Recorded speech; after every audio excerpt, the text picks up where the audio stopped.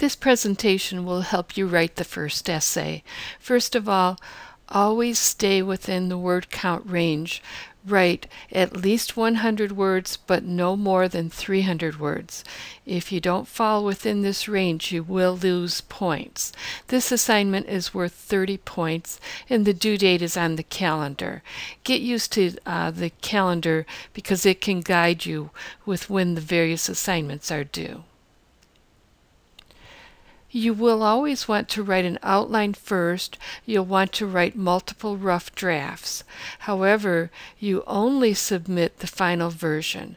Don't submit the outline and don't submit any previous drafts because I'll become confused on which one should be graded. You have two options with this first essay.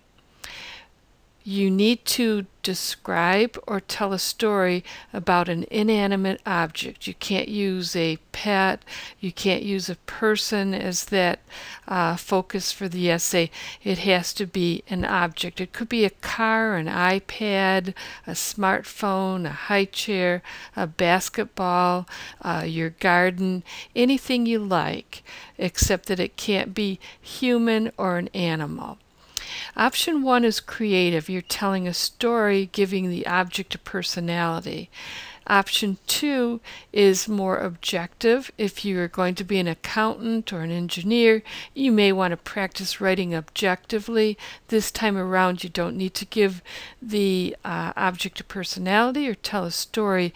You just have to write in such a way that the reader can easily visualize that object.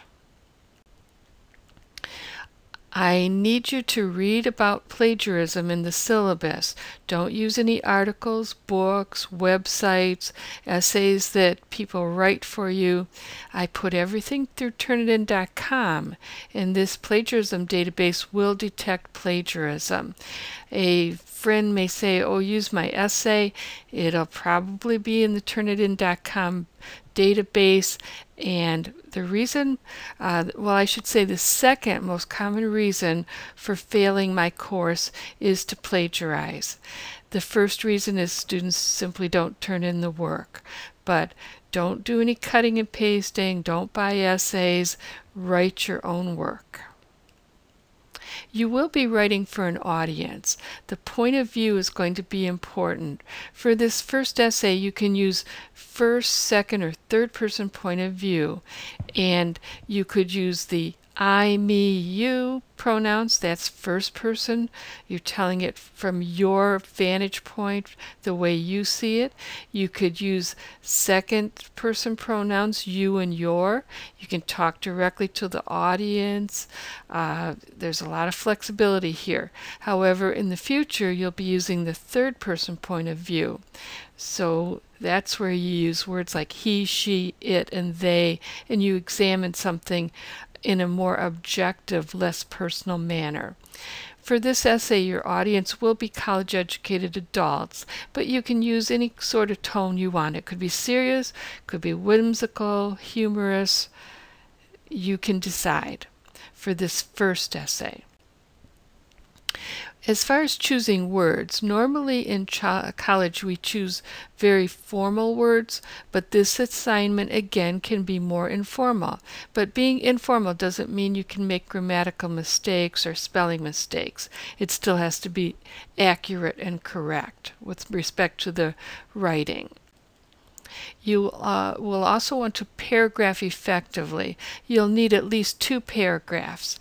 Include a topic sentence in the paragraph. Follow up with supporting details.